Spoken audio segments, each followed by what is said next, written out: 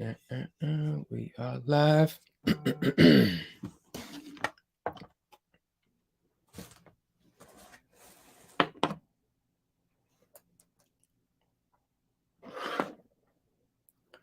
All right. I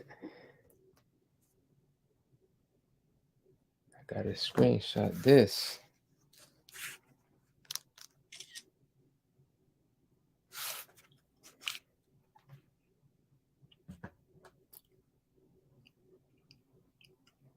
I just opened up my tablet and it says October 11th, 1/11. So we on the ones. We on the ones. It's 112 now, but we on the ones. That's when we starting. I'm feeling good this evening.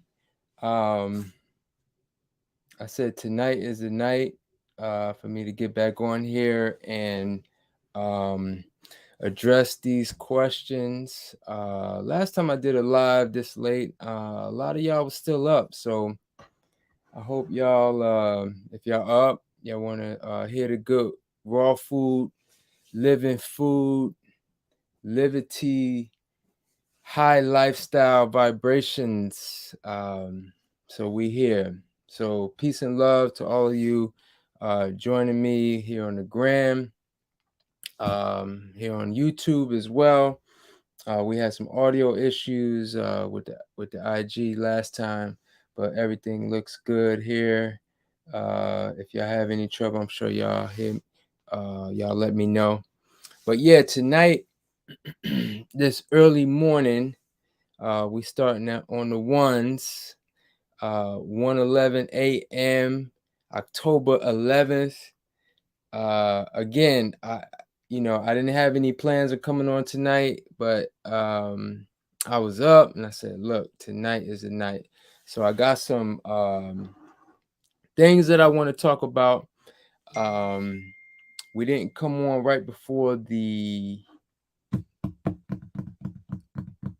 equinox, but we here now for we in October. So the first thing, we all been feeling the change of weather, so it's transition time. We transitioning into the colder months.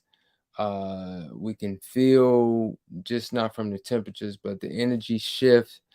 So one of the things, this can be the most challenging time for, maintaining a healthy diet. Very challenging time. So the natural question is like, how do you stay raw for the winter? If you're looking to do that. So really, I'm gonna just go off the top. Hopefully, I won't miss anything. And of course, if y'all have questions, let this be a conversation. A lot of times, when y'all asking these questions, it allows me to, pull things from my brain that have been dormant. So, so really that's the first question is like, like basically, my 20 plus years of doing this lifestyle. Uh, of course, it is probably the ideal that we would be closer to the equator. I'm assuming most of y'all watching are, maybe northern urban city dwellers like myself, unfortunately. But it is what it is. We make the most of it. We make the best of it. And as far as moving forward and, maintaining a healthy lifestyle, even in this some pretty much unnatural environment, we got to do the best we can.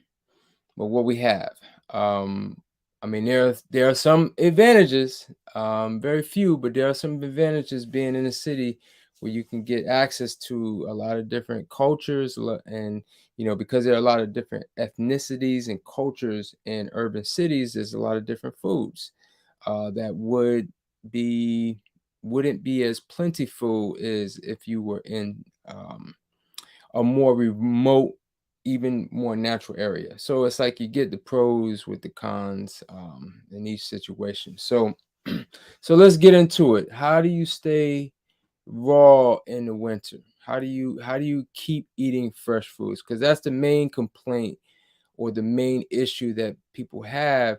And while it is true, you eating fresh foods, especially fruits. If you're eating a lot of fruits, you're gonna feel colder than if you're eating cooked foods. Now, the thing is that some of the things are gonna suggest that you do is gonna be sort of counterintuitive. Like for example, the first thing I'm gonna suggest is that you gotta you still always have to cleanse and detox. And the thing is that with cleansing and detoxing, that's even going to make you feel colder because again the blood is going to be thinned, and you're going to feel even that much cold.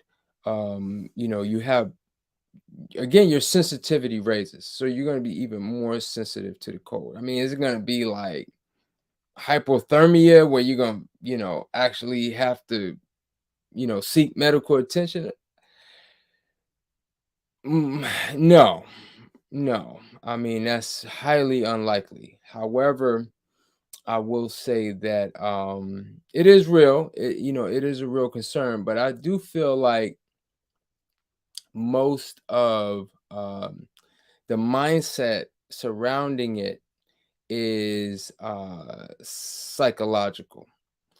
So, so really, we got to get it out of our heads that it's almost like a limiting belief that limits you from really doing what you can do.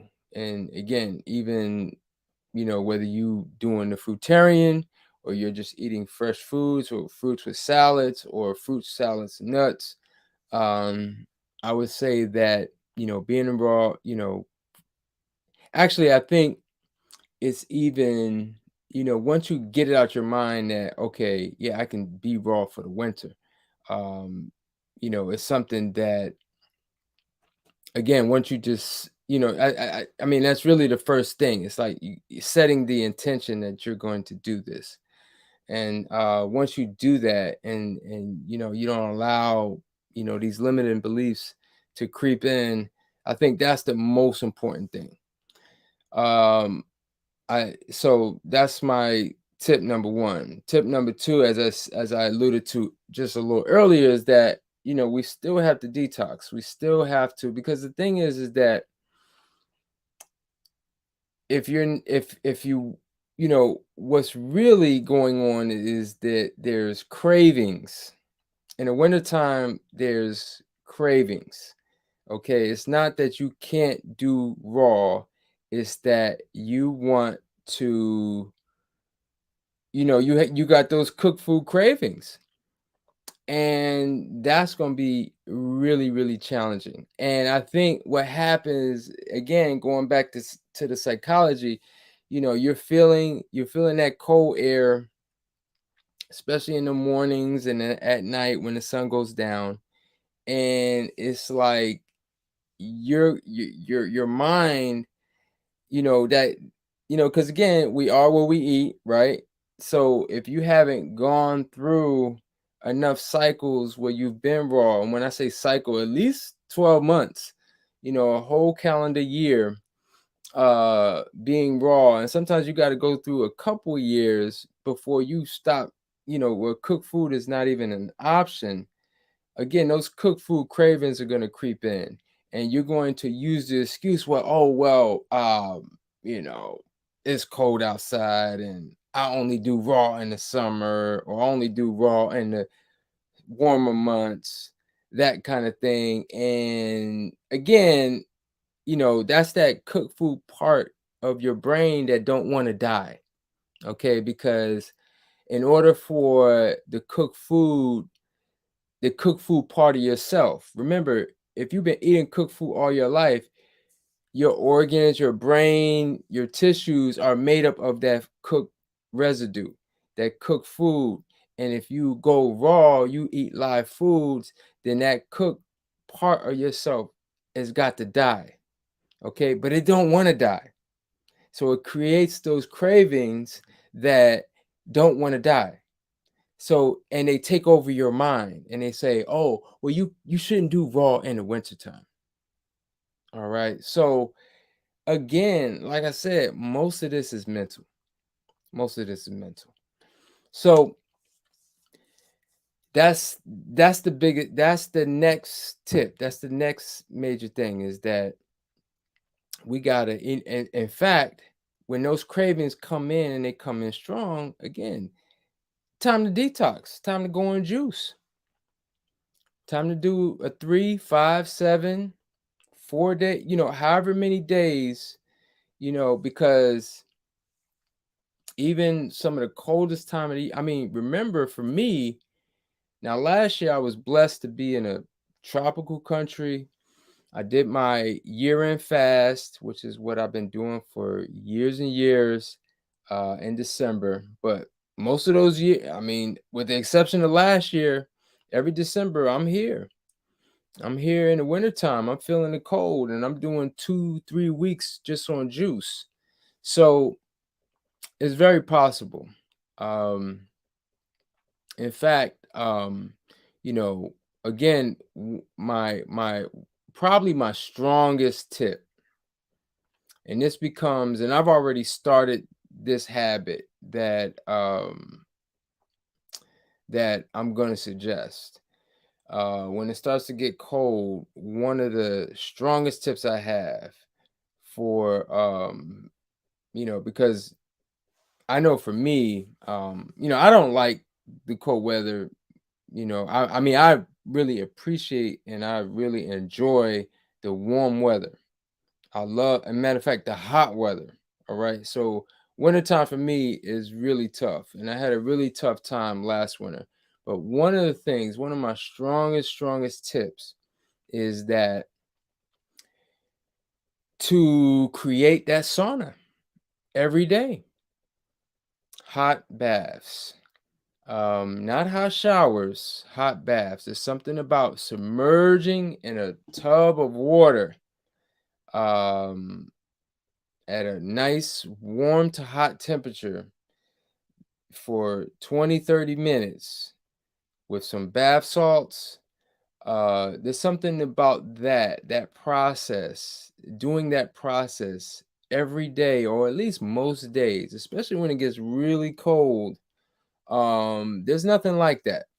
And when you're in that tub of water, hot water, again, what you're doing is creating your own sauna.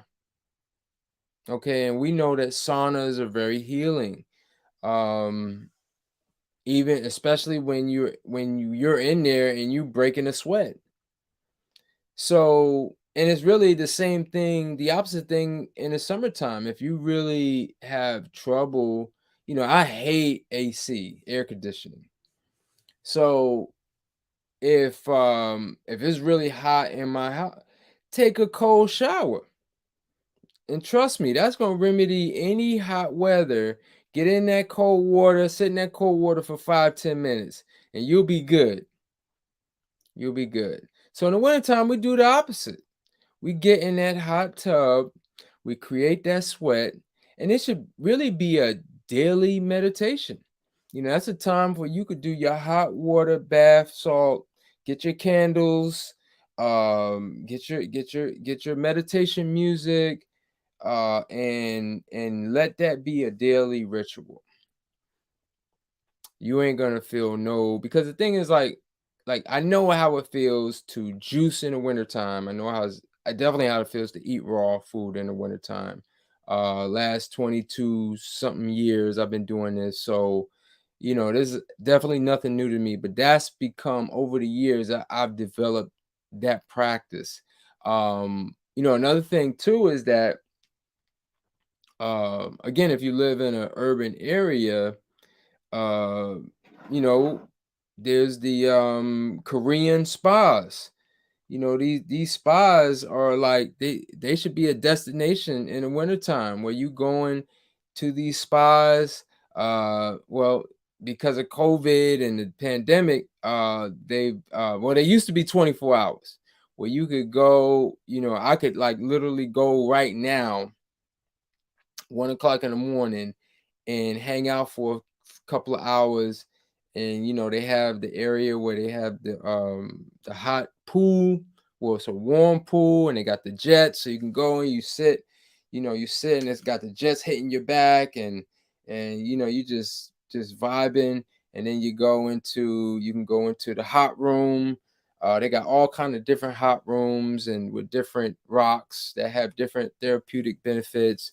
um you know that should be like that can also be like a at least a weekly or even a monthly ritual. It's one of my customers said, yeah, he was going to hit one this weekend, or this week. So I was like, yeah, that's definitely. I mean, it's probably, as far as like, because I'm gonna get into like in terms of the diet, but in terms of the most important thing is the mindset. Again, stop with these limiting beliefs that you can't eat raw, you can't juice and do these things. Yes, they're gonna make your body feel cold internally, but this is what I'm telling you, especially because the other thing too, and this is the last thing I want to say about like our mindset and our beliefs. I mean, you look at these like the Tibetan monks, right? I mean, they out there in the snow with no shoes, and they got their fire meditations. Okay, so they're able to like melt the snow with their feet because again, their mindset. They literally focus on fire. It's part of their meditation. Yes, Spa World. If you're here in the DMV, Spa World is the spot. But again, I don't believe that they're 24 hours, so you can't go there right now. But yeah, the mindset is gonna be the most important thing. That's gonna be number one. Number two is creating your sauna, your daily sauna. Okay. And every once in, if you have the luxury, the time to go to somewhere like Spa World, we have Spa World here that's in Virginia. Um, or I know they got them outside of New York City and different cities. They got the Korean spas where you can go, and I'm telling you, it's like the best thing ever. All right, so that would be the next tip. All right, and then the next thing I would say, as I said, I want to belabor the point that you still have to cleanse, because you're trying to get rid of the cooked food part of yourself. You're trying to kill that part of yourself. Okay, because again, that's what's creating the cravings. That's what's messing up your mindset. As far as foods, now there are, we always definitely want to focus on what's in season. Okay, so being in this part of the world where, I mean, there are fruits growing. Obviously, the first group of fruits that come to mind are the squashes. I mean, they even created a holiday around a squash fruit, the pumpkin. Okay, so it's squash season. All right, just like we know we phased out of watermelon in the summertime, and now we're moving into the squashes. So that's a fruit. Again, these squashes are fruits. Pumpkin, we got our zucchini, we got a butternut squash. All of these are fruits. Okay. And these are fruits that will thicken the blood. They have more of a starch content, and that's the first group of foods that comes to mind. The second group of foods that comes to mind is our green leafy vegetables. Okay, so typically, if you go to farmers markets, like springtime, tons of greens. Summertime, tons of fruits. Fall time, tons of greens. So it's also a time where the greens are really gonna carry us or carry you through the wintertime. Is our green leafy vegetables. Um, Kale, collards, spinach, lettuces, you name it. Um, your green leafy vegetables.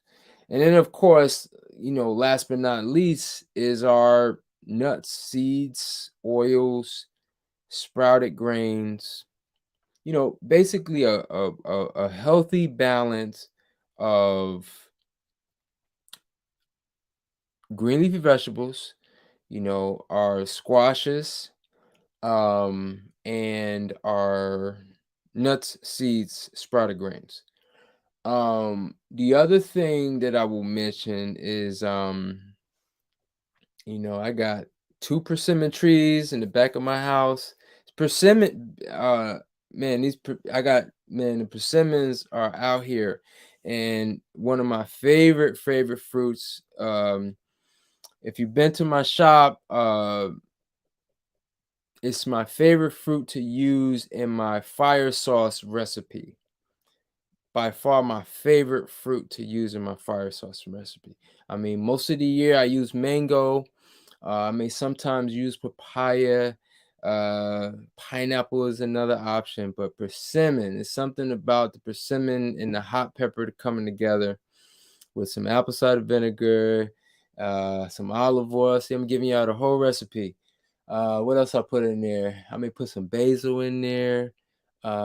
Put some sea salt, of course, and of course some fire peppers, tons of fire peppers. But that persimmon, that consistency, the texture, the sweetness, and then of course, who could forget the persimmon, sweet persimmon pie? Not our sweet potato pie, but our sweet persimmon pie. So I'm excited. I'm not getting hungry, but I'm getting excited. I'm getting excited. So, yeah, actually, that's a good mention. I'm gonna be offering you here local. I'm gonna be offering. I got a holiday menu. We're gonna be releasing the catering um Thanksgiving uh menu, and so yeah, we're gonna be offering specials. So you definitely want to look out for that. We're gonna be open. We're gonna be open. So again, no excuses, especially you here. But yeah, fire sauce recipe, persimmon. I pretty much gave y'all the recipe. Persimmon, hot peppers, apple cider vinegar, a little sea salt. Did I say olive oil? Sometimes I'll add a little coconut water. I put coconut water in pretty much everything. Definitely a trade secret that I'm letting y'all know. I think that's it. But and of course you got to get the right balances. I mean, I eyeball everything, so I can't really share all the info. I'm giving y'all enough to go and try it yourself. That sweet persimmon fire sauce, straight. Oh, just amazing. Oh, yes, the basil, of course. I mean, a lot of times I don't get basil. I may put some parsley in there, but basil would be my first choice for the fire sauce. We got to get some green herbs in there as well. So, okay, where was I? I didn't got all sidetracked. Okay, yeah, I was talking about the fall fruits, and persimmon pretty much carries us through. uh pomegranate pomegranate, another one. I'm gonna be doing pomegranate juice all winter long. Um, what else I'm gonna be doing? Well, here in this area, I mean, I created this new I'm gonna call it elixir juice. It's been a favorite. And I'm excited because in the wintertime, it's basically a citrus blend. And it's real simple. Orange, grapefruit, lime, and coconut water. I mean, and getting them in the right ratios. Oh, I mean, it's people is like, okay, this is the bomb.com. And so I'm excited because, well, we've been doing it year round, but I started it last winter. And I'm excited because in Florida, the citrus, this is citrus season in Florida. See, I've been relying on the California citrus, which I'm not a huge fan of the California citrus. Uh, in California, California is a big desert, and California, again, most of the citrus is hybridized, don't have seeds in it. Um, and it's just a much inferior quality compared to the Florida citrus, which that Valencia oranges got tons of seeds. The grapefruits are to die for. Them ruby red grapefruits, oh man, I could make a meal out of those things. So again, another winter fruit. So I'm getting excited. See, that's the thing. I'm getting excited for the colder months. And that's part of it. Part of it is the anticipation. I'm already, I go out, and that's another thing. I mean, I dress for the occasion as well. But I pretty much I also like to test my limit, for years, because I only do yoga. As a yogi, I've been doing yoga for about 20 years. I've been practicing yoga. And I would say for at least the last 15 years, I only do yoga outside. And that's including in the wintertime. And I'm and those 15 years, I'm also doing yoga on the grass in the wintertime. Now, it gotta be above a certain temperature, but I'm on the grass year round. Yeah, I know I talk about earthing and grounding and the importance of it. I make sure my earthing mat is plugged in. Yes, it is. So I'm grounding right now as we speak. But I mean, yeah, it's great that we have these technology and these mats and things where we can basically zero out our we could basically create that negative electric charge that is a healing and it's anti-inflammatory in the system. However, but it's nothing like really going in nature and really touching the earth skin on skin. And I love to, combine my yoga practice with my grounding practice in the wintertime. So it's like, I'm trying to be like those Tibetan monks that are walking on the snow barefooted and like it's nothing, So again, we can't be so sheltered, year round. I'm walking outside barefooted. So, a lot of times when when my feet hit the ground and it's cold, it only feels cold for a second. And then it's almost like my body connects with that and I don't feel cold anymore.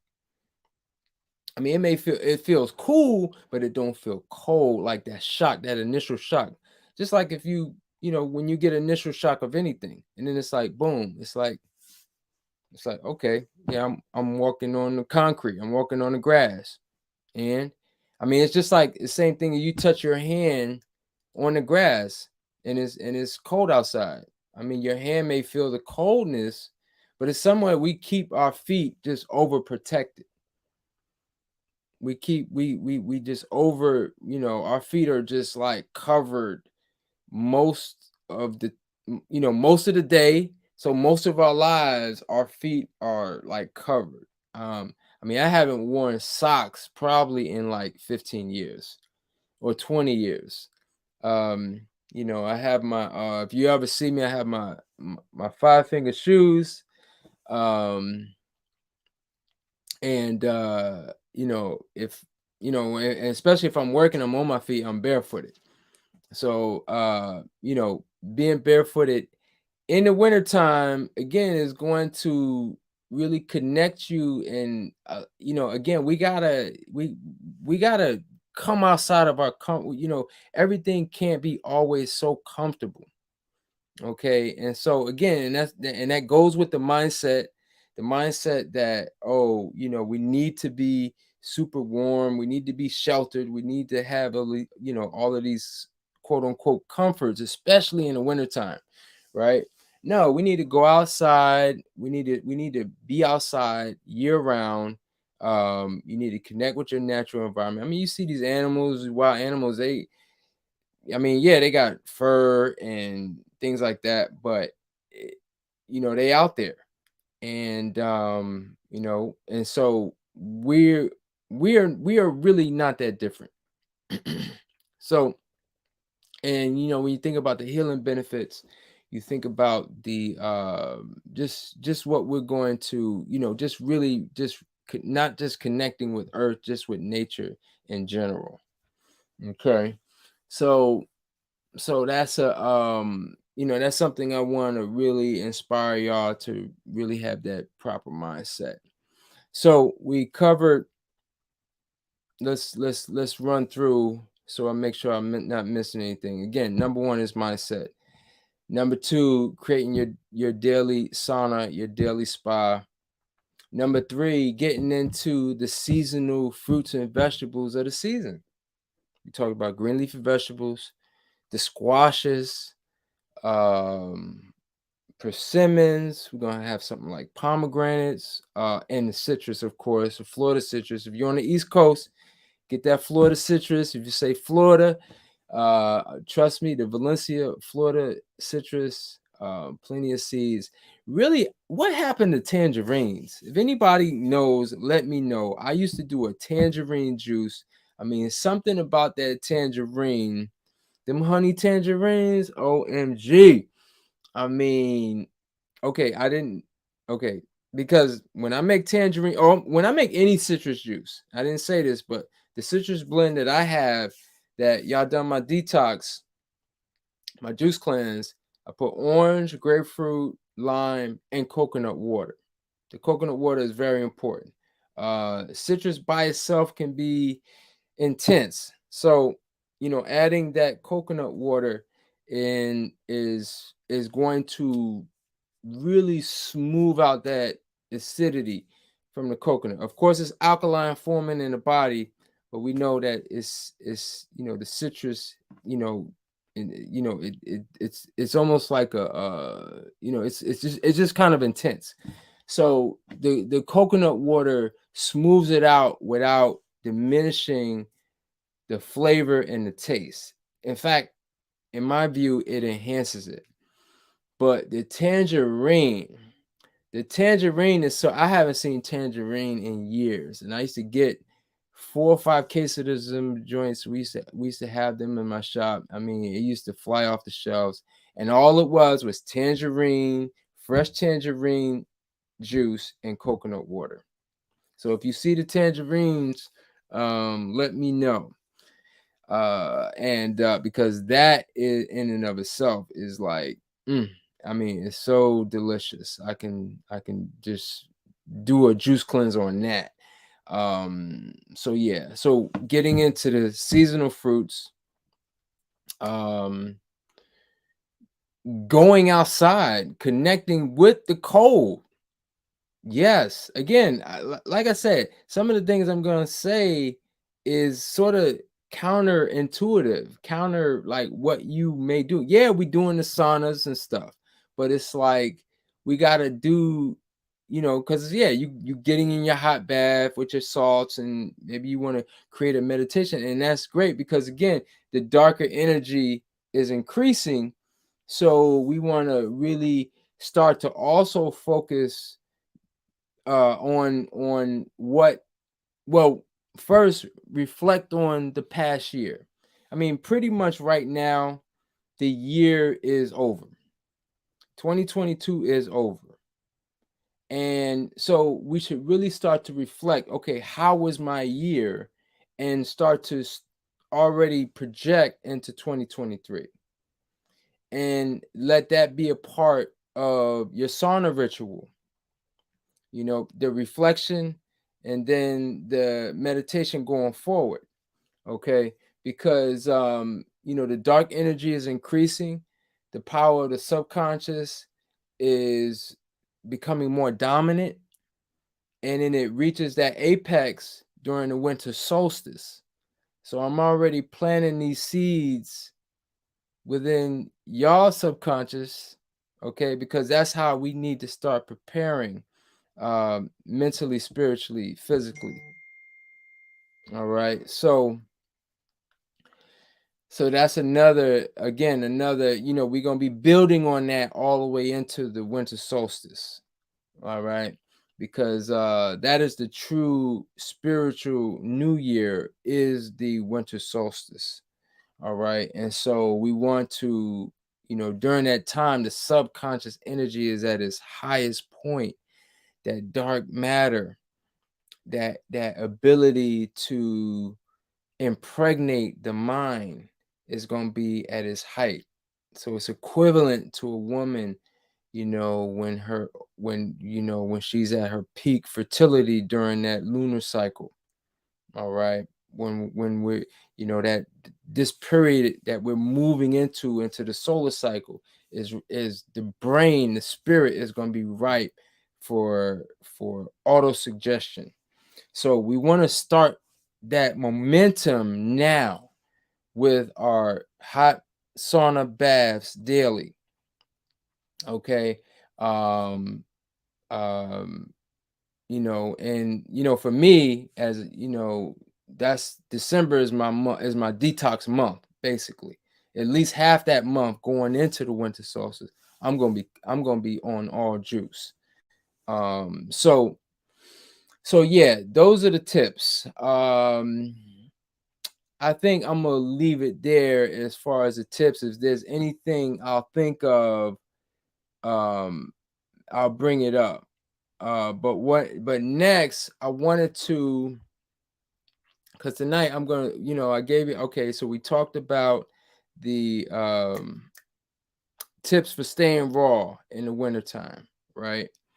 Um, and again, also, I didn't mention my five steps to becoming and staying raw. Those apply too. And, I'll go through those real quick, and that's becoming green. So I mentioned the greens already, but becoming green is basically eliminating the starch craving, because that's the main thing people really crave in the colder months, is those starches. And it's like the worst food to eat in the wintertime, because again, it slows up their circulation. And so we need to increase the circulation. If we increase that fire circulation, and again, we do that with the sauna, with the with the green leafy vegetables. Okay, so doing those starches are going to be like the worst thing. We really, if you can get through these months with no starches, no cooked starches, no potatoes or breads or french fries, and all of this other stuff that don't digest properly in the system, creates all types of mucus, and that becomes the heating effect. All of the mucus buildup, all the acidity, that becomes the false, or the non-healing, or the damaging effect, that your body now has to overheat itself for that type of food. So it's really cooking you, and you're feeling some sort of, false warming effect. So we don't want that. If anything, like I said, we want to test ourselves, connect with that, get your feet on that cold grass, um, and eat, you know, the right foods. Again, going into this season, focus on the green leafy vegetables, the squashes. We got even some sweet fruits. I mentioned the persimmons, and then of course the oranges and the pomegranates.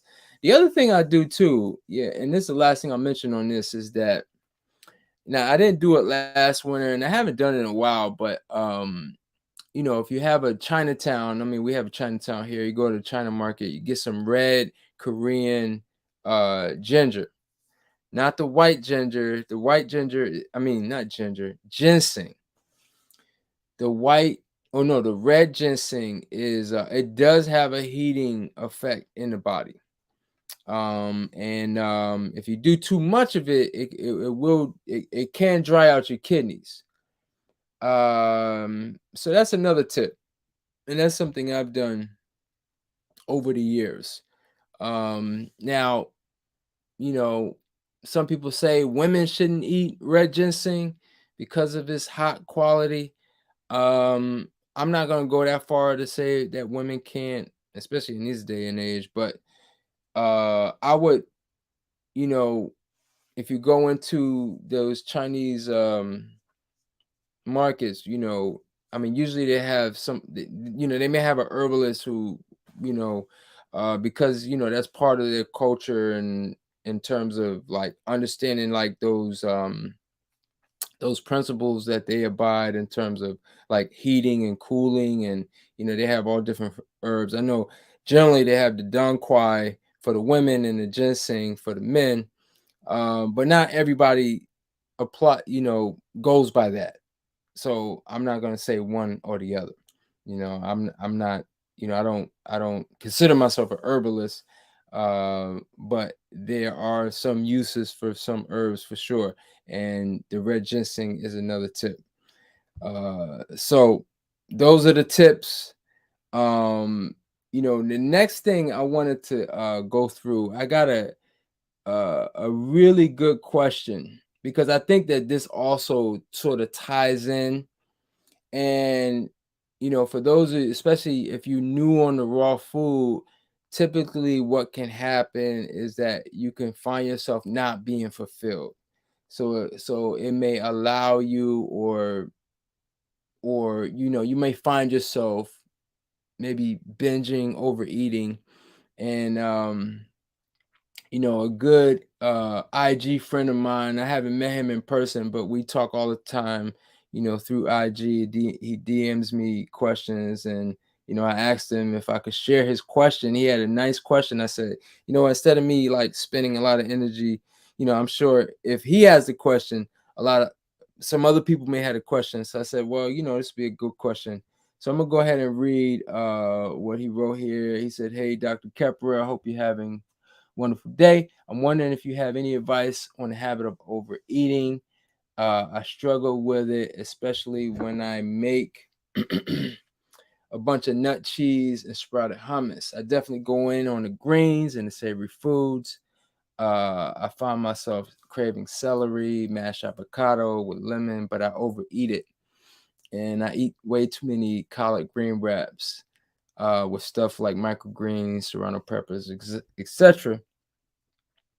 Just overeating. I do fast once a week or usually more, but I've been raw for about a year. I smoke ganja regularly. I do take breaks from smoking, but I still seem to have these cravings and overeat. Herbert Shelton, some of y'all may or may not be familiar with him, but he's um, very notable natural hygienist back in the day. Suggests that too much variety is an issue. We tend to overeat when we are tempted by too many dishes. So, a lot of things there, a lot of things. So let's go through it. So yes. Okay. So this allows me to think back to, my journey on this path. I can say without a doubt. I mean, I was in my 20s, in my late 20s when I started this diet. And in my in those years, into my late 20s, I would say at least those first probably 4 to 5 years. I mean, I was eating way more food than I eat now. Way more food. I would eat, like, in the morning. I would get up. I would have a huge breakfast, a huge fruit breakfast. I mean, if it was summertime and watermelons, I would probably maybe not eat the whole watermelon, but I would eat at least, if it was a really big watermelon, I'd eat like a nice bowl, like you know a good. I mean, it would fill me. That's how much I would eat of a watermelon, and then I would do a huge salad for lunch, and I would do a huge salad for dinner. And the salads always had like uh, avocado and tomato and nuts, and I mean, it was plenty of food. Now I mean, I've always been very active, but I was active. I was, riding my bike everywhere. I was working out. So I would say that, overeating, at least in the beginning, is not necessarily a bad thing.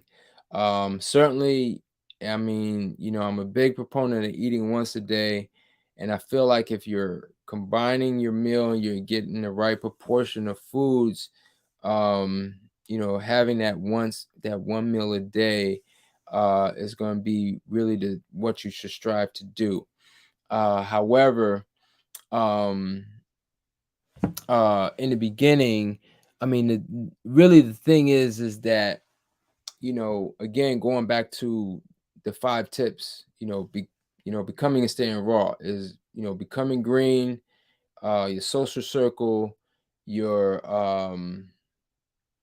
you got to detox, you got to educate yourself, and then you got to become somewhat of a chef. You got to be able to make a good salad. So those 5 tips are pretty much universal. And the thing is that, um, what really becomes the issue is the nuts and the seeds.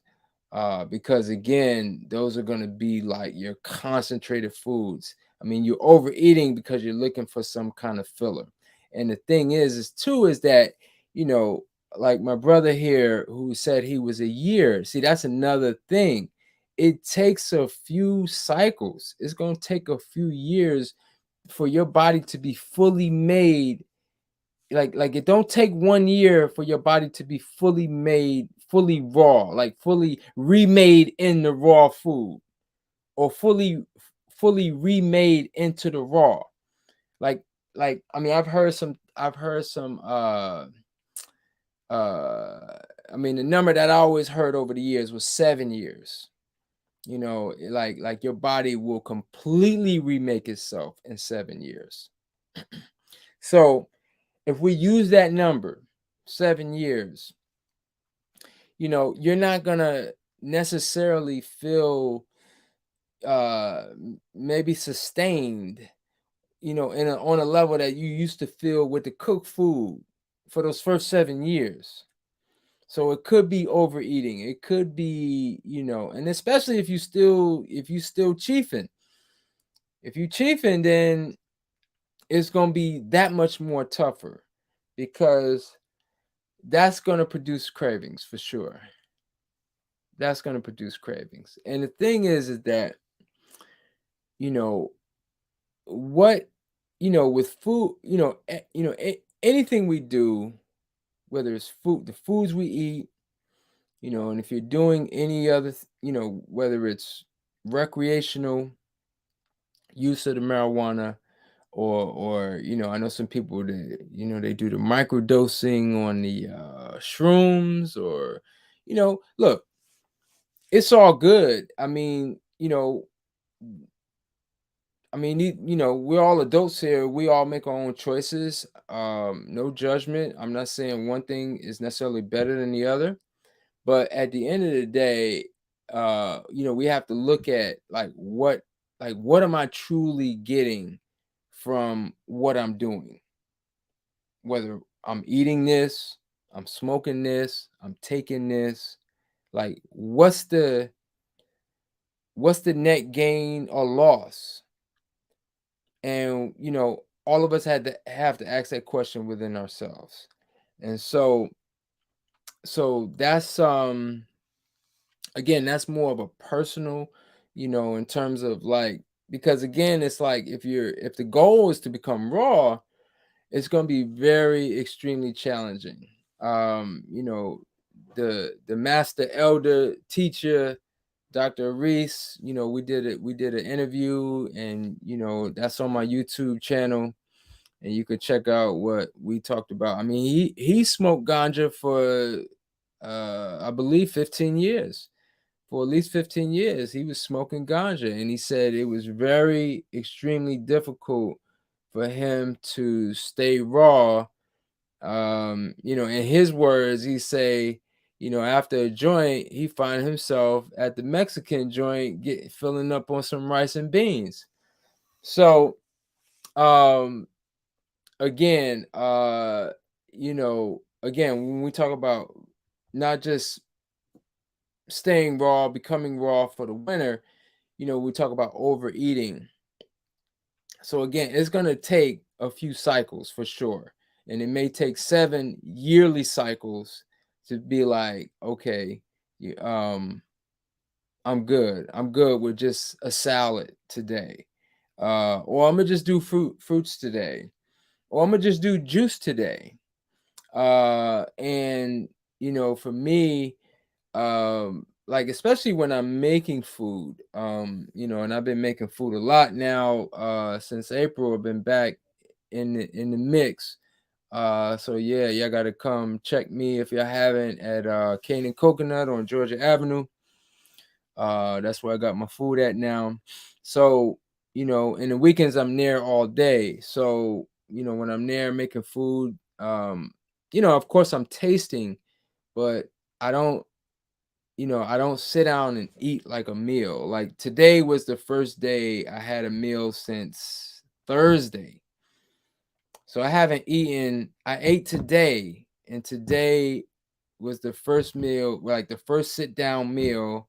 I had one of my hamburgers. I had like some cabbage, my kimchi, some spinach seaweed salad, some wild rice, and yeah, that was like my first meal since Thursday.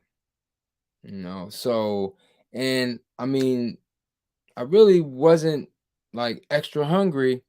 Now I've been ingesting, but it's been more like just juice. I'm active, and so I could really go days, with eating very like nimble, just you know. So again, but I'm much older now. I mean, this is 20 plus years doing this. So, it's not hard for me to go, a few days without really eating much. Um, but again, it takes time to develop that type of, it's not even a discipline. It's more of just the practice, so you in your first year, you're doing this, but it's really this was really good, and feel like it ties into all of this because again, this fall season more than anything else, this fall season, I feel like anything you craving is gonna hit, it's gonna hit harder than probably any other time during the year. I know that for a fact because even looking at things astrologically, again, we're moving into we just moved past the fall equinox, right? The sun energy is becoming weaker and weaker as we move into the winter solstice. What does the sun represent in us spiritually? It represents our willpower.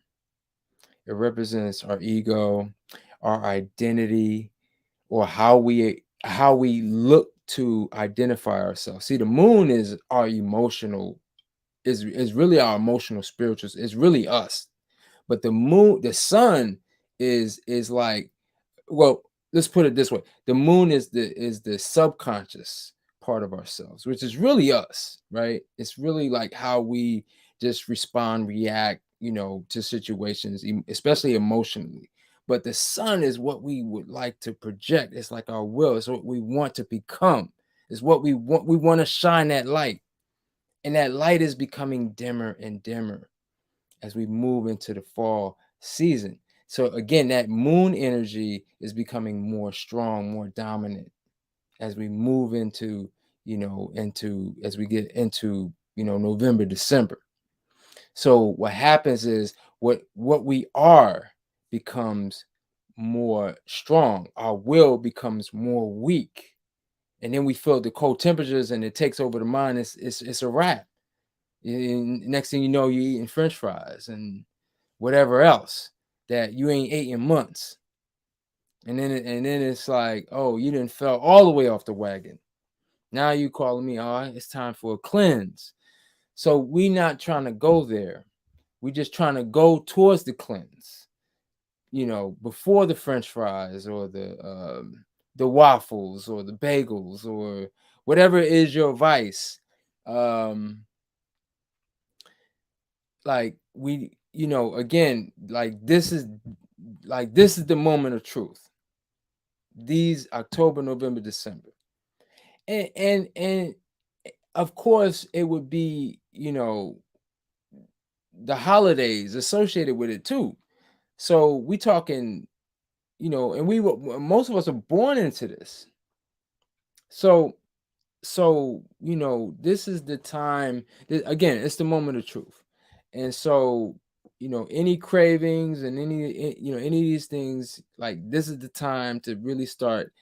Again, when you're doing your daily bath meditation, you're seeing yourself overcoming these things. So yes. So I want to appreciate my brother. You know who you are. I know you're gonna you probably, I don't think you're watching right now, but I know you're gonna check it out. So um appreciate it. Appreciate you asking the question, and I hope that I answered it. Um and what was the last thing I was gonna talk about? We talked about the how to stay raw for the winter, the overeating, and there was another, and I can't see, changing your rhythm. Changing your rhythm. So it all ties in. So the last thing we're going to talk about, and I know I see there's some questions here, and I'm gonna get to your questions. I'm gonna get to your questions. So yeah, if you have any questions here, type them in the chat, and we'll get to your questions if you have any. Like I said, we started on the 1. It was 111, October 11th. Um, so usually I don't really, people look at their phone. Oh, it's 2:22. It's 3:33. I don't really like, but I was feeling inspired to really do this live tonight. Um, I'm just hype. I'm hype, y'all. So feeling good. I've been working a lot these last couple months, so I haven't really had the opportunity to be on here like I would want, but I was really feeling inspired. Put my boys to bed, and it's quiet, so I was like, yo, tonight is the night. So last but not least, changing your rhythm. Now, one of the things, when people approach me and they look for advice and or guidance, whether it's like a health, usually it's a health issue, or they're looking to eat better or detox or whatever. One of the things that is like really so important, and I talk about this all the time, is as far as like, really, creating a new you, and because ultimately, if it's like, okay, I'm dealing with this health crisis, right? So it's not, you know, the proper way is not to say, okay, how do I correct this? Or how do I get rid of? Or how do I eliminate this issue that I'm having? Right? It's really, okay, how do I create a new rhythm for myself so I create a new me? And in that process, that stuff gets eliminated. So the thing is that when looking at becoming healthier, for example, because that's what we all should aspire to, to become our best self. Health is wealth.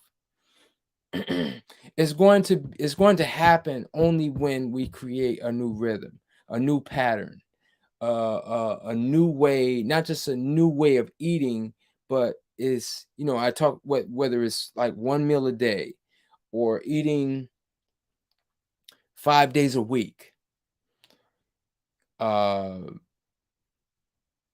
whether it's a monthly fast or a seasonal fast. Again, these are new patterns for most people.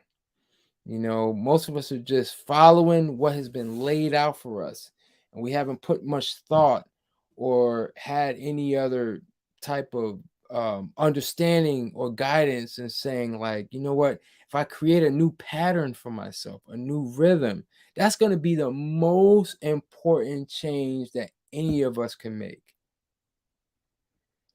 And even for me, like, one thing that I share with y'all, you know, um, again, as clean as I've been eating and, challenging myself over the last 2+ decades, I'm always fine tuning. And this year is no different. So what I've been doing personally this year, now this hasn't necessarily created or changed my rhythm or my pattern, but it's been a new incorporation into the foods that I do eat. Now, if y'all was listening when I mentioned what I had for my meal today, I mentioned like my typical raw food cuisine in addition to the kimchi. So that's one thing I've been doing is more fermented, cultured foods. Um, So that's a wrinkle that I'm now adding into my regimen.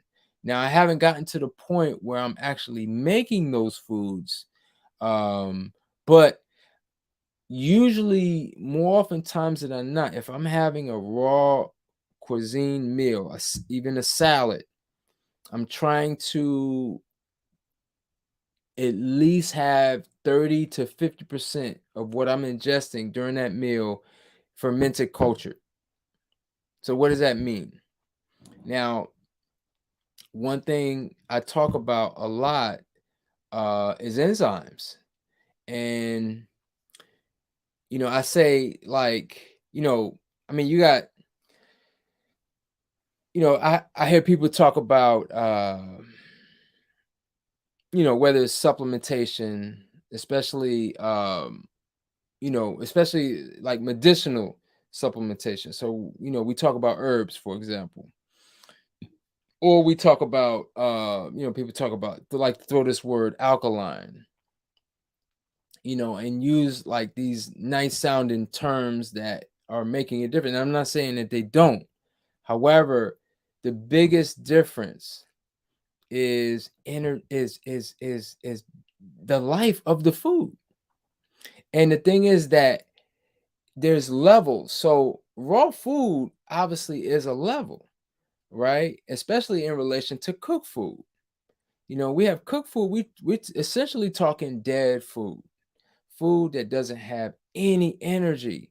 So how can that give you energy without it, without taxing into your life force?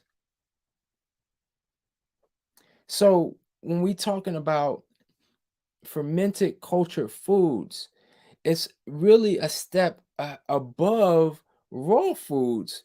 Now, raw food has its own enzymes, but cultured fermented foods has like an extra layer of enzymes, of enzymatic activity that can actually go in, and it's like it's coming in pre-digested essentially. So with the raw foods, now, because you hear the fruitarians, so with fruits, fruits, in the, if we look at the spectrum, we got fruits, vegetables, nuts and seeds essentially, or fruits, greens, nuts and seeds. And we really need a balance of all three. If we separate them basically in three categories: fruits, greens, nuts, and seeds, right?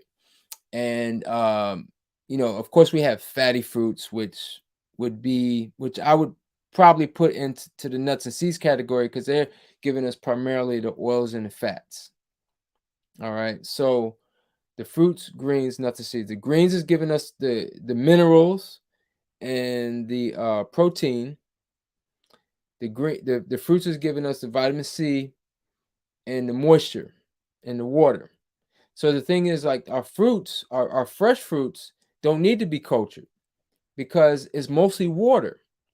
Now our greens and our nuts and seeds, that's a little different. That's much different. So while I'm still eating green leafy vegetables without culturing them, I'm adding the kimchi in there, and I've noticed the difference, like with my digestion. So, no matter what level you get to, I guess I went off on a tangent there just to and I'm going to be talking more and more about this. We I really want to spend a whole one of these like live streams on the culture food as I learn more about it. But that's something that's a wrinkle that now I've eaten culture food over the years, obviously, but I make it a point now to say, what, every time I'm gonna eat, it's gonna be something cultured, something that's coming with an extra level of enzymes, because the enzymes, again, I've talked about enzyme therapy. um if there's anything that can go in and actually help correct the body, because there's one approach that if we use the body, because really there's only self-healing, but enzymes have been shown to actually come in and help the body along, and sometimes we all need a little help, right? And so, fruits are the exception in terms of, again, mostly moisture, very easy to digest. But if we're doing like the especially with the nuts and seeds, the nuts we can culture into either yogurts or cheeses, and we can enjoy our nuts and seeds without it really being taxing on the digestive system. Because our nuts and seeds are going to be for anybody, they're going to be difficult to digest, and even our vegetables. So the beautiful thing, and I like spice. I like the kimchi. I love the spice, and obviously it's easy to chew, but mixed in with my other vegetables and stuff. So I'm just inspiring y'all, next time you go, if you're making any of these things yourself, then hats off to you. But in terms of what I was talking about is like, because the question I'm asking is like, how do you create that new rhythm and that new pattern? All right. And that's really the most important health protocol that one can look to incorporate, in terms of whether it's to lose weight, um, to naturally heal or self correct, or really just become the best version of yourself. You're saying, like, look, I'm not sick. I'm healthy. Everything checks out. I'm good. But you want to become better. Okay. You become better by creating a new pattern, a new rhythm. So, you know, I'll just finish with, just talking about, like, I guess at least what I do, and what we all should be aspiring to. So again, one meal a day, and I'm eating throughout the day, meaning that I'm drinking coconut water, fresh juices, maybe fresh fruit. But when I eat, and when I say eat, I'm talking about more protein and fat dominant foods that's coming from the nuts, seeds, and green leafy vegetables. I'm doing that once a day. Okay. And I'm giving my body a full 23, 24 hours before I bring that into my body again, at least. Okay. So, a protein fat dominant meal, or that has a lot of protein and fat compared to more of the sugars that I get from the fruits, that's only going to be once a day. So that's something that we, all should aspire to do. Number one. Number two is, again, not eating every day. So while, we're doing that once a day, whatever that day is for you, it should be the same day every week. And if it's 2 days, should be the same 2 days, unless, there's some days where you're like, look, I'm good. I don't feel the need to do a meal today. And that's great too. And then, I've talked about this on the last live stream. I encourage women to fast with the moon cycle. There was a post that I shared on my stories on Instagram. It was a sister talking about how, for the women, it was a great post. I think it's still up on my stories. If y'all on Instagram look at my stories, is sister, I don't know her name, but she had a great post about how the emotions is connected to the woman, and how, like, she was talking about the cycle. If you have your cycle during either a new moon, a waning moon, or a waxing moon, or the full moon, and how your emotions are connected with each part of that moon period. It was deep and powerful. So I shared that on my stories. Go check that out. Actually, if you're on YouTube, those are my Instagram handles, but it's on the Dr. Kepper, not the just the straight Dr. Kepper. So yeah, go check that out and see if you agree or disagree. But I do, for seeing thousands of women, just personally, that have gone through my juice protocol, and whether it falls on at that period of the month where they're actually having their menstrual flow, and just seeing, like, the connection, and it being time with that event. Uh like, there needs to be, like, a, as women, you owe it to yourself to really start to connect with that, and, like, more than just okay, this is an event that's happening to me. No, you're actually being proactive in how you eat and don't eat during that time. Now, some of you may be in, having really difficult challenges, and you don't have an appetite, which, again, your body is telling you not to eat.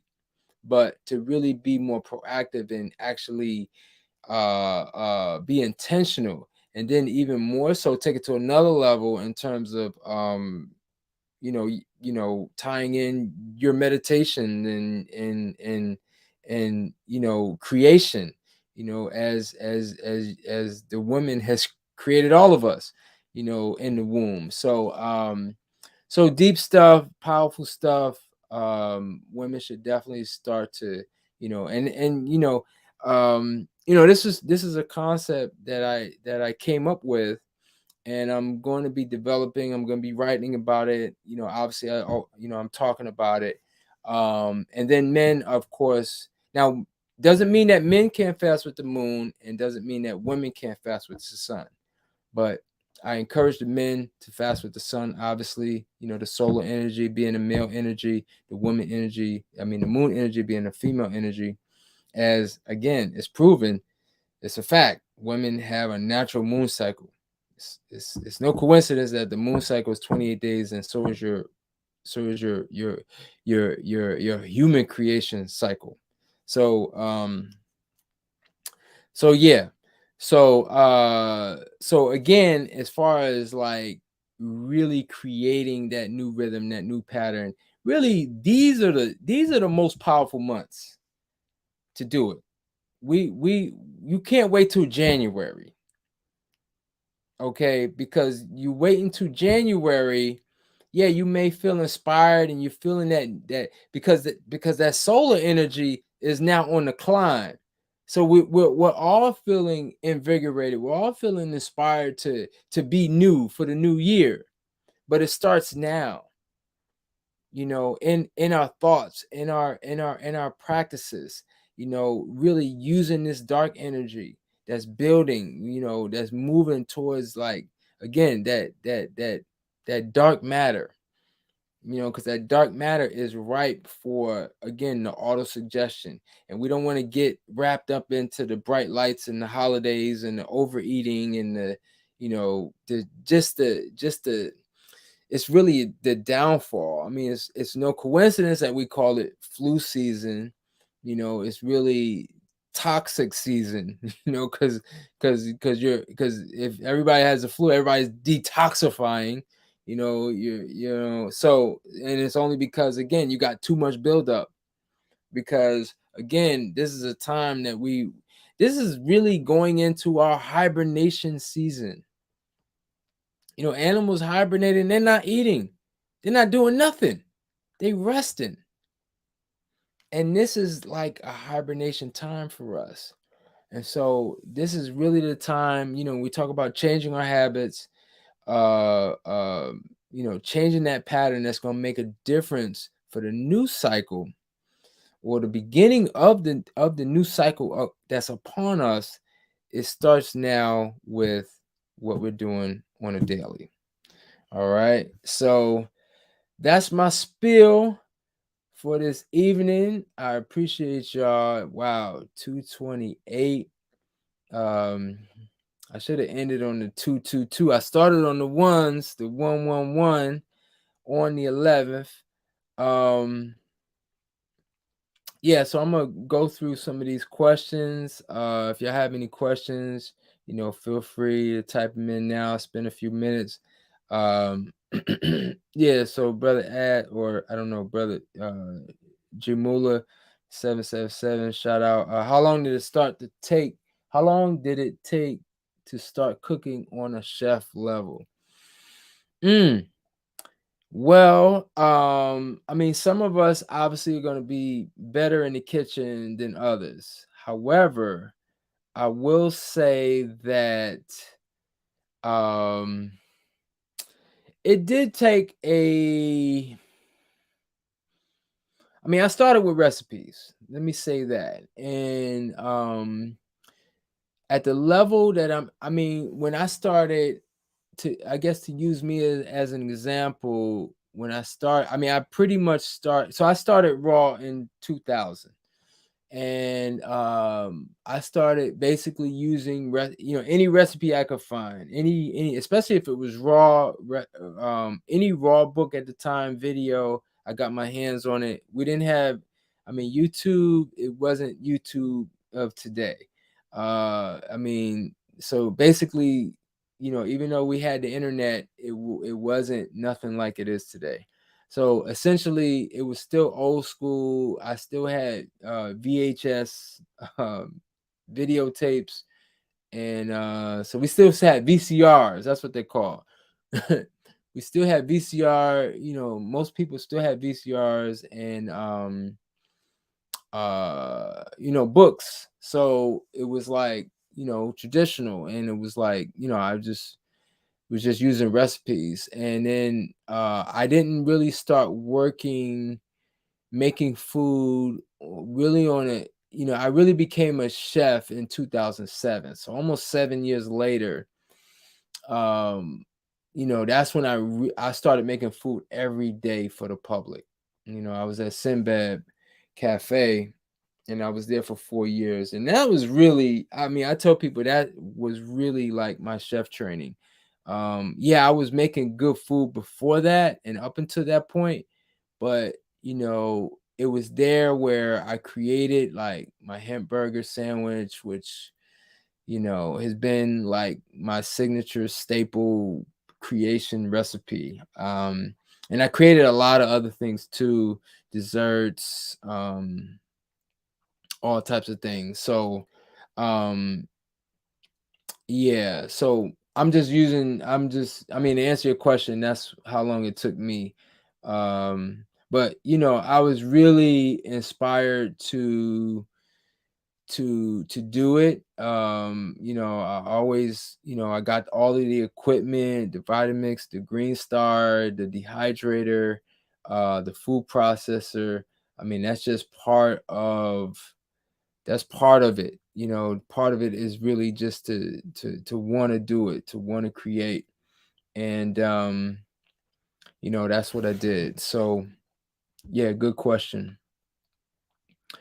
Um Peace and blessings, brother. Do you take any supplements like vitamin D or B12? The short answer is no. Now, again, I mentioned it earlier. The most powerful supplement that you can take, if there was any supplement that I would take, it would be enzymes. Now, when I have clients and I do consultations and things, I recommend supplemental enzymes. Um, enzymes, on a especially on a really high level, they're gonna basically take care of all digestion, but they're gonna also go in and whether it's fibrous or scar tissue or tumors or any matter that's in the body that doesn't belong there. Now, again, a lot of these things can be corrected also with just fasting, because when we do extended fasting, fasting is going to basically use those materials as fuel. Your body will then start to eat those materials, because that will then become your fuel, because you're not giving your body any type of real fuel. Even on juice, your body's still going to use that. So but as far as I mean, the vitamin D, well, I've never taken B12. um and I'm as far as where I'm at now, I don't see myself ever having to take B12. um I mean, I've heard some different theories about B12 in terms of how we can get B12 naturally without any type of, again, B12 supplement. And the way to do that, ideally, the best way to get vitamin B12 is unwashed fruits and vegetables. I mean, we just live in a hypersensitive, germaphobe, extra clean society, and mentality that, that's like the prevailing mentality. It's like B12 is essentially dirt, so it's like, we gotta, don't be afraid to get some dirt in our mouth, or just, um, I mean, ideally, this is why we really should be growing our own food. If we were growing our own food, we should definitely not be washing it. I mean, you're washing useful bacteria, which would probably be in the form of B12. So the fact that people have B12 deficiencies tell me that we're not our food is really being eaten too clean. Another thing about B12, if you're concerned about it, is algae. So I believe things like spirulina and there was a product I used to take back in the day called E3 Live. It was a fresh green algae. Um, I'm not gonna say that that was a gimmick. I mean, I'm sure my body got used for it, but I just didn't see it as part of something I had to do. Now the vitamin D, um, the vitamin D is a big one. It's a big one. It's a big one. And I mean, to each his own. I'm not gonna speak on what I do for my vitamin D. Y'all, I don't think y'all ready for that. It's nothing like crazy, but vitamin D is a major concern for sure. And you know, I mean, ideally we should be, really getting that sunlight, having that sun hit us. That's food. But unfortunately, we're like the modern day caveman. Even in the summertime, people don't get out and get that sun food on their skin. But the vitamin D is big. But I do not take supplements, and if I did take any supplements, it would be enzymes. So good question. All right, scrolling through, seeing if any other questions. Let me go down here on the bottom.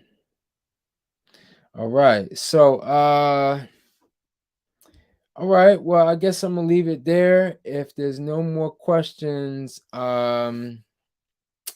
yeah, we're gonna leave it there. So again, I mean, I got energy, and I mean, I'm willing to stay here. But no, it's cool. Y'all probably all need to. I mean, yeah, yeah. Our sister from Switzerland is joining us here on YouTube. Good morning. Um, okay, she come up with a question. Let me post it on the YouTube. I got a complete health check up in May. Haven't had one in over 30 years. All of my vitamins, minerals, perfect, but blood clean like a child's. And that I'm almost 70. Wow. On mostly fruit, raw fruit only. Wow. Shout out to you. Wow. That's powerful. That's powerful. So we got like a fruitarian that everything checked out. So good job. That's inspirational for all of us. And yeah, that's dope. So again, appreciate that. Appreciate you. Appreciate the testimony. And yeah, so we all got to do it. So again, I hope y'all enjoyed the live. I don't have any serious announcements. As I said, we're gearing up for a holiday Thanksgiving catering. We're gonna be offering those delights through cane and coconut.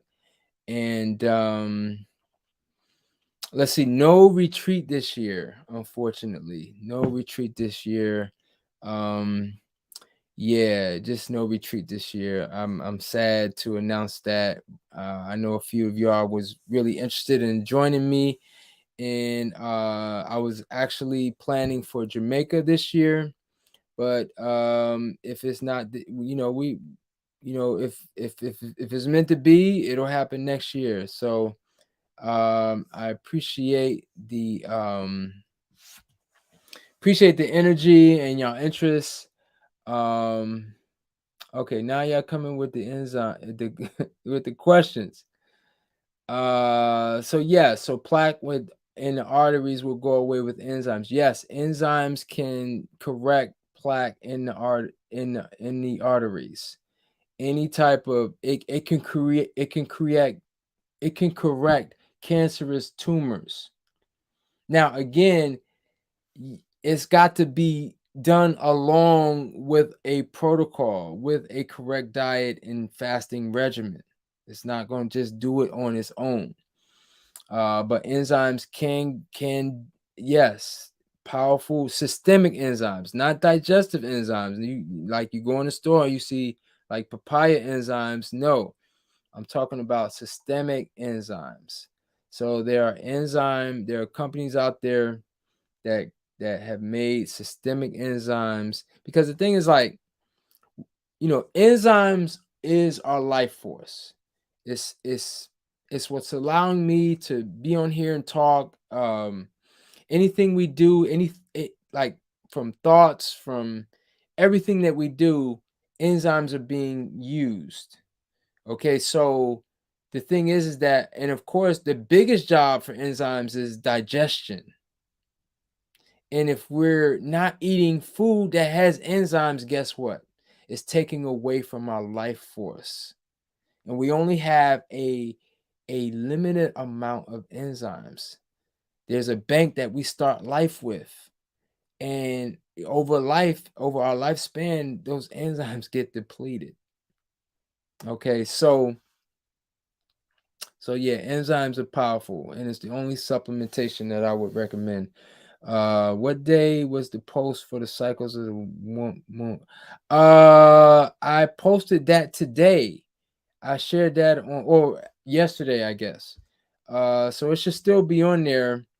So yeah, I was mentioning the on my stories, as far as the connection between the a woman's cycle in that period of the moon. So for all the women, just go on my stories and check that out. And then there's a urine question mark. So I guess um I guess you're asking what about the urine? I mean, I've been pretty transparent. Y'all all know, if y'all been following me, that I do practice urine therapy. It's been over 2 years, and I do feel like, again, that was another wrinkle I added 2 years ago, and it definitely made an impact. It made a difference. I wouldn't still be doing it if it didn't.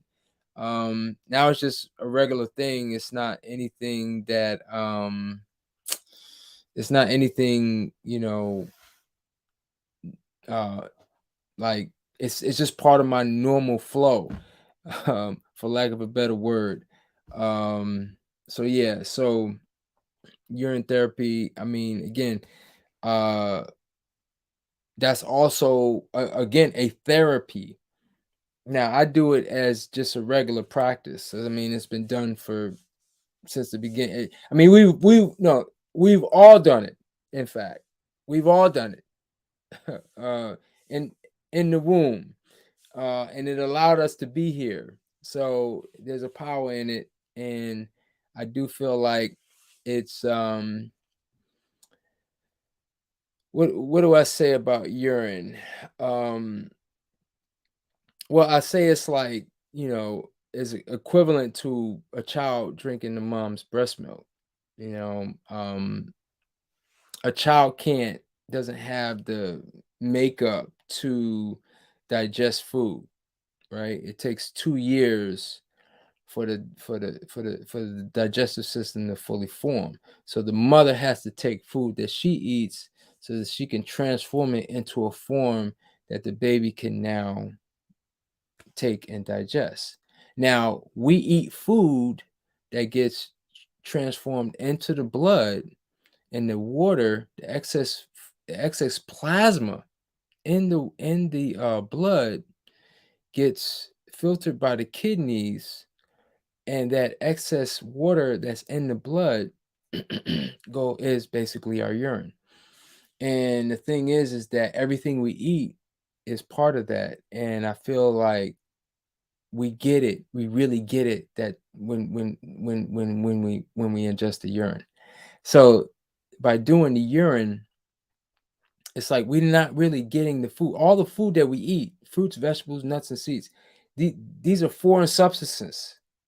These are things that our body doesn't is not 100% able to assimilate.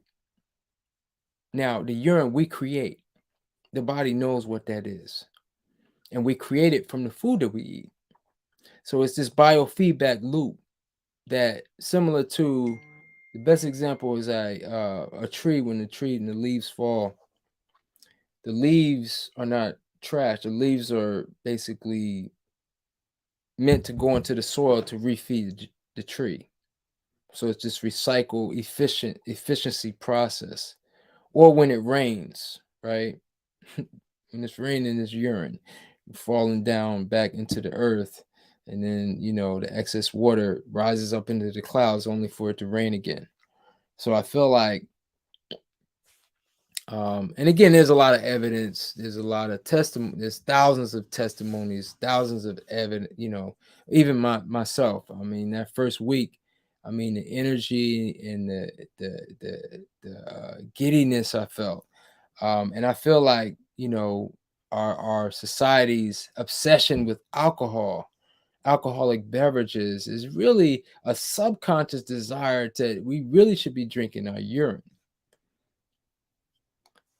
So the thing is that the urine is not waste. The urine is not waste. The liver does the job of cleansing, and the water from the blood is the is our urine. And so again, to each his own. Again, not everybody's going to agree with that. And the urine has enzymes. The urine has enzymes. It has enzymes. It has stem cells.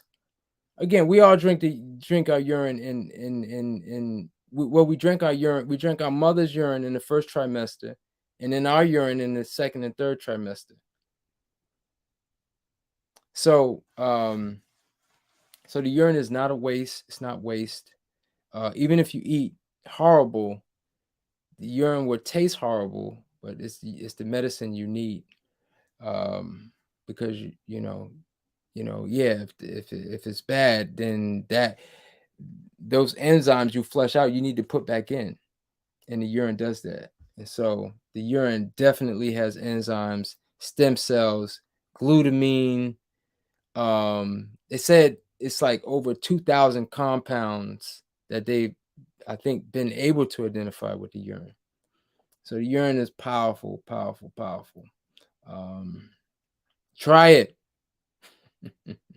Yeah, try it. Like I said, we all have our thing, and it worked for me, and it's working for me. Not everything that's going to work for me is going to work for you.